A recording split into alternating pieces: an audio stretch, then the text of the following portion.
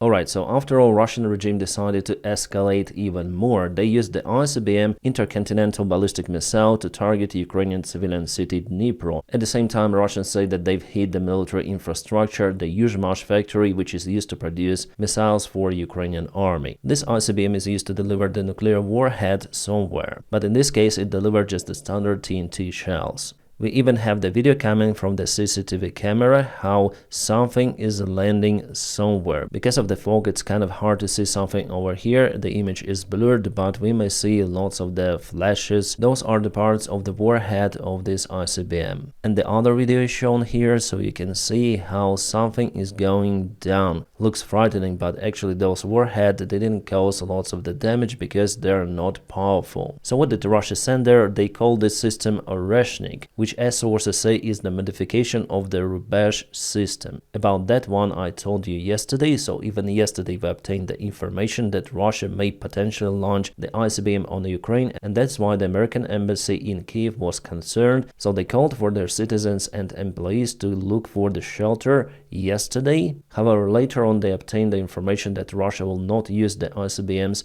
on Kiev, that's why they resumed the normal operation. Well, as the Russian sources say, this missile potentially may reach Mach 10, extraordinary hypersonic speed weaponry. But whether it's true or not, so far we are out of clue. Because this Oreshnik missile is the top secret, even though it's the modification of Rubbez, but there is not enough information about it in internet. Then I start Google Oreshnik missile, I got this one, some of the rocket name and the knots, because Oreshnik basically means the knot 3, so Oreshnik missile, knot 3 missile. First of all, I found about it on the ground news. I really believe in what they are doing, so I encourage you, my friends, to subscribe for the ground news. You may use my personal link ground.news/Dennis or scan the QR code on the screen. They've been a long-term sponsor of my channel, so they make this content possible. So Russia fires the experimental ballistic missile at Ukraine, escalating the conflict. 187 sources report about it. And here you can check out, I want to know what Russians are saying about it. For example, the Russian propaganda source RIA Novosti, Pentagon confirms Russia warned the United States about Oreshnik missile launch. So Russia warned United States about the strike. So it was the escalation from the Russian side, but just limited. They wanted to answer on recent Ukrainian attacks with ATACMS and Storm Shadow, but here they didn't want to risk, so they call United States, we want to strike some territory in Ukraine, will not hurt your embassy, there will be no nuclear warheads. And that's how United States also warned Ukraine. Actually interesting to find it out in a Russian article. But what the Russian opposition source Meduza tells about this case? Well, they basically shared the common information about the case with dry facts, and they say that definitely Oreshnik is not the ICBM. Yeah, Ukraine's Air Force reported that it intercepted the ICBM, but in fact it's the medium-range ballistic missile. Well, for me, honestly, it's hard to say because I call it ICBM. First of all, because the characteristics of the missile are unknown. What I like in the ground news that I have the access to all of the information relative to a particular topic, and before I click on an article, I may understand what this source is generally about, whether it's based on high factuality or very high factuality as in this case, or low factuality as with Russia Today. On the right, we have the bias distribution, the general information about news, and the source of the news origin. All of that is included in the Vantage plan with your subscription. And I subscribe for the ground news personally, I paid for it myself. So yes, it's the sponsorship with the ground news on my channel, but I'm really proud to have them here and to make integrations with them because they're long-term supporters of my job. If you subscribe with my link ground.news/Dennis, you'll get 50% off Vantage plan. That's what I personally use to get the unlimited access to all of the features of the platform. This is their biggest sale of the year, so you may subscribe for it or give it to someone you know. I think that the team of the ground news are doing fantastic and important job. It is not a big mainstream media corporation, so they rely on our subscriptions and our support. So I hope you check my personal link in the video description just below.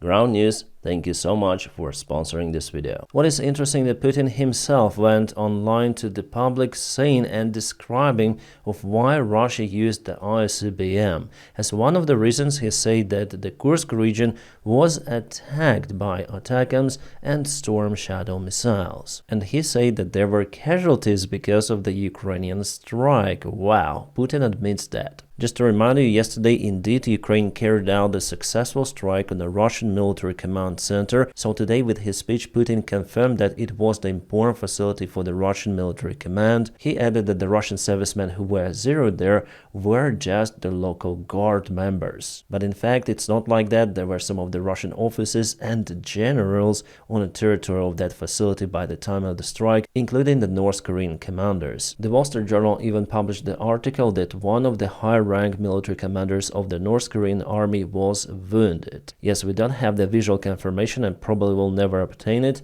but the information comes from the intelligence services. So actually my yesterday's video and the thumbnail were more or less reliable, right? So if Russia confirms that the strike of Ukraine was successful, it means that it was. So before Ukraine hit the Russian ammunition facilities in the Bryansk region with the ATACMS missiles, and yesterday there was the strike on the Russian command facility in Kursk, which was responsible or is responsible of the command of the Russian forces in entire Kursk direction. They gathered around 50,000 Russian troops, but without the head, without the control, which was lost because of the Ukrainian strike.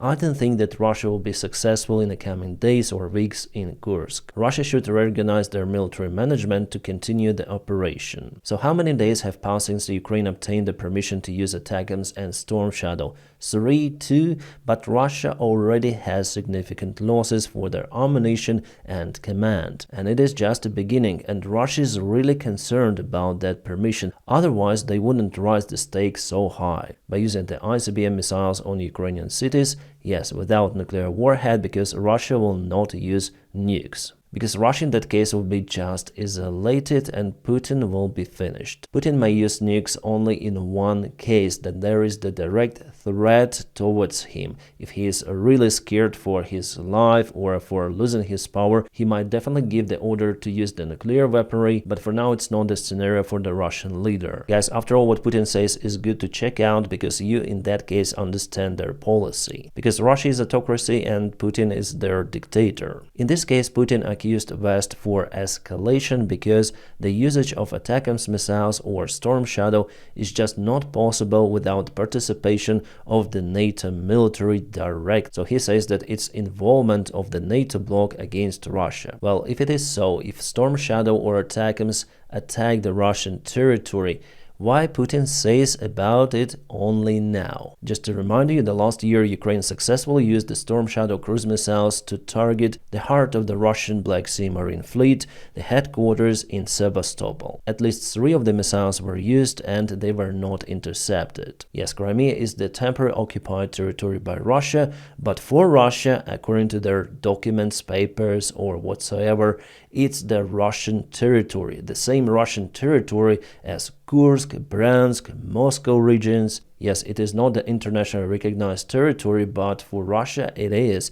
So Putin himself makes the difference between the occupied territories and the Russian Federation borders recognized by the United Nations. Well, what Putin is doing now, he continued to play his bully role in his own theater of propaganda. He wants to threaten our partners with a possible future nuclear scenario that will touch them too. So World War III with using all of the nukes. On the other hand, Putin says that we are so peaceful that we are ready to negotiate with Ukraine even right now. But Ukraine should demilitarize itself, give us the lands which we put in our constitution. So basically capitulate, because there will be no any security guarantees which Russia supports for Ukraine. So Russia will attack Ukraine once again. It's kind of interesting strategy. So nuclear country attacks non-nuclear smaller country, and if that small country defends itself successfully, Russia starts to threaten it or the world with nuclear apocalypse. The thing is that if this strategy would work for Russia, they will not stop. They'll continue to use the same methods for their future territorial gains. If they are successful in Ukraine, that's why it's important to defend Ukraine and to show this bully his place. And it is only possible if West starts to escalate, because as I told you, Putin will never use nukes. Only if there is the imminent threat for himself personally. Now there is such a threat if he uses nukes. Russia will be isolated even by its partners. Well, maybe just North Korea will stay with Russia. But China, for example, is strongly against the usage of the nukes. And if we see this pathetic reaction on ATACMS Storm Shadow on Ukrainian military support, it means that our allies do the proper job. Putin never starts to behave like that if everything is normal for him. No, he is leaving his comfort zone, and he was really surprised that Biden gave the permission for Ukraine to use ATACMS and Storm Shadow. And also it's the pause for the future United States President Donald Trump, so basically here Putin says, "Come on, Donald, do you really need World War III? Just agree with me, give me Ukraine, and that's it. You'll get rid of this huge problem. You know, Ukraine is my backyard, it's none of your business." And actually there is the chance for Putin to convince Donald Trump to give up the military support of Ukraine. But even in that case, Ukraine will not fall into the Russian hands. While Russia may take more territories if Ukraine has less weaponry, but sovereignty will be kept. But I'm sure that Ukraine will win after all, because the process which is now happening with the Russian economy is just devastating. I'm not speaking just about the Russian currency, which is more than 100 rubles per $1. I estimate at least 130 rubles per dollar by the end of the next year. But the thing that the oil prices are quite normal now, around $75 per barrel. So Russia continued to earn the cash, but even in those circumstances, the Russian economy struggles. And there's the thing that Trump may actually do. He might start to pump the American oil, selling it elsewhere, and that is how the fuel prices and oil prices will drop, as well as Saudi Arabia already announced that it will increase the oil production. You know, guys, with the recent events, I start to think that Russia definitely pays the speakers like this one, Tucker Carlson, because they follow the Russian propaganda in every freaking step. So their job now is to scare the American population of the possible World War III outcome, because Biden gave some of the long-range missiles to Ukraine. So Putin will respond, and that's how the World War III will start. They're not blaming Putin in this case, they're blaming America. Let's listen to them. Watching the most evil thing I've ever seen in my lifetime, which is the lame duck administration leaving the next administration with the world war, with a nuclear conflict, by allowing Ukraine, a proxy state of the United States, to strike within Russia. I think that people in Washington misunderstand Vladimir Putin, and they think he's a monarch with absolute power, which is not true. And Russian politics is complex and it's lively, and Putin is very concerned with his approval rating within Russia. He cannot appear weak. That's a huge threat to him. He feels that. I can confirm. If he can't hide attacks on him by the United States through Ukraine, either on Moscow or big civilian casualties, I think he will have no choice, in his view, but to launch like a serious response against Ukraine or NATO countries, or possibly the United States. It seems like the most reckless thing that's ever happened in my life. For Joe Biden, or whoever's acting in his name, to do this just 2 weeks after the country resoundingly rejected governance by the Democratic Party in the administration, and on his way out as an 81-year-old man, knowing that he has about 6 weeks left in office, you just say, I know that these are massive risks, but I'm willing to take them. I'm 81. I don't really care. And then to make it so much more difficult for the following administration to do what they promised to do during the campaign, which the American people voted for and wanted, which is to resolve this war. Instead, we're risking escalation with the world's largest superpower, nuclear power, over what? Over Ukraine. And not just Ukraine, over America itself, the democratic world. The Russian war against Ukraine is just partially against Ukraine. Remember what Putin demanded before this war started. He actually demanded nothing from Ukraine. He demanded something from the Western countries to return to the NATO borders of 1997, something like that. Then many of the Eastern European countries were not the NATO members, so Putin rose the scale very high, because it is his ambition. He wants to restore the Soviet Union. And he's fighting not just against Ukraine, which choose the democratic way of the development, he's fighting against the Western countries. And by the way, in today's speech, he also threatens some of the NATO countries of the imminent attack if they continue to supply Ukraine with missiles. And here the speaker, I don't know even his name, but he is here with Tucker Carlson, this, not even arguing, but rising this degree of the panic, that it is better to negotiate over Ukraine. Alright, Russia will never negotiate if they wouldn't like the negotiation agreement, and the only agreement which they like is the capitulation of Ukraine. That's it. Like, Russia will never ever agree on the NATO membership of Ukraine, but NATO membership is the only way to provide robust security guarantees for Ukraine. Russia also needs Ukrainian lands to be recognized as the part of Russia, and they basically want their puppet government. And the speakers like Carlson, well, I think after all they receive some of the salary from Russia. I cannot prove it, but I think like that, judging on what they say. It may not be true, I cannot state it by 100%, but it's my own opinion. And you know, Russia is not hiding all of the theater. They continue to do it in such a cringy way. For example, this is the speaker of the Russian Foreign Ministry, Zakharova, and she obtained the call right away during her press conference. Let's listen. Да. Алло. Маша, Да, у меня брифинг. я боюсь Машу удар баллистическими ракетами, о чем западники не стали говорить, не комментировали. Да, хорошо, спасибо.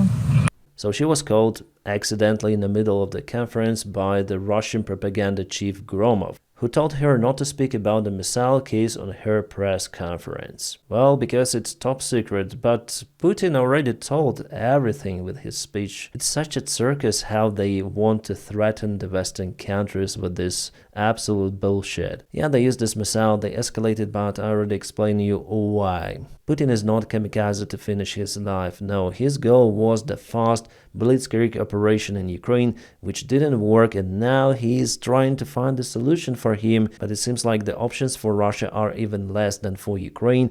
That's why they start really to panic. Especially then they see that the Western countries still want to keep the military support of Ukraine and even start to escalate from their side by giving the permission for Ukraine to use the long-range missiles. And you know, there are so many crazy people in Russia who are calling Putin to start the Third World War with nukes. They go on the streets and scream on Washington, saying that Russia should use their nukes. Hit the decision-making center in Washington. Enter the flight tasks in ICBMs to fly to Washington. Here I don't know what to say to the other bullshit. So guys, especially from the United States of America, that's what Russia really is with its regime. It's not your friend, no, they really want to destroy you. If you hadn't had nukes in the United States, Russia would do it. But apparently you have lots of them, and that is why I don't understand those people who scream that stupid shit. Because if Russia launches ICBM to Washington, there will be no more Russia. They do not think about circumstances, they think only about some sort of the power they have. But unlike the United States, Russia doesn't have the sophisticated air defense systems. It is not just those crazy Russian people walking with the flags calling on Washington, it's on the Russian TV. The people walking on the streets is the outcome of the Russian propaganda. Walking dead in case they really use nukes. Alright, we also have the warning for November 22nd that Russia may launch one more strike. From the Ukrainskaya Pravda media, people's deputies were warned about the possible attack on the government quarter of Kiev City, where the parliament building is located. Yes, it might happen even like that, because Ukraine is unable to shut down the Russian ICBMs. For that you need terminal high altitude area defense, which is looking like this. It's called THAAD and definitely may intercept the missiles in cosmos, because the trajectory of ICBMs is ballistic through the space. And if we go back to the video, in case with nuclear shell, it will not be like that. So the shell will not go to the ground, it will explode somewhere in the air, causing the most devastation with a shock wave. So the idea that missile flies and then it disassembles into many of the warheads. That makes it hard to intercept those warheads, so missile should be intercepted somewhere on this phase of flight. And judging on the video, there are 6 of the elements of those small warheads, which in case of the nuclear weaponry will be the nuclear warheads, but Russia used the TNT standard shells, which are actually with this size even less effective compared to the Russian Iskander missiles. For this reason, Pentagon officials say that Ukraine faced even more severe firepower from Russia than today's missile, which allegedly was launched on Yuzhmash missile factory of Ukraine, but still it's not yet been confirmed. The Russian side just says about it in their propaganda, but I don't see any photos, videos from Yuzhmash confirming the damage. Well, some of the Western sources say that the Russian launched missile is the middle-range ballistic missile, not the intercontinental missile, but you know, with the range that Rubbach system has, it may cover all of the Europe. And the data of the Oreshnik missile is secret, so we are out of clue of what is the maximum distance of that missile. Maybe Jake Bro would tell you more, because he was serving in the United States military, especially in those kind of the forces. So guys, don't panic, our allies after all are doing great job supporting Ukraine, And Russia is getting more frustrated each day because for sure they would have to announce a new mobilization because they lose quite a lot of the soldiers on the front line. It just cannot continue like that for an extensive period of time. Well, here this video is mostly dedicated to ICBM, and later on I'm going to speak about other news and military map update as well. And for now, please don't forget to check the ground news, the awesome source that I use for everyday updates about Ukraine, and not only. The subscription for them is highly recommended. And as usual, I wish you all a peaceful sky wherever you are, and have a great time.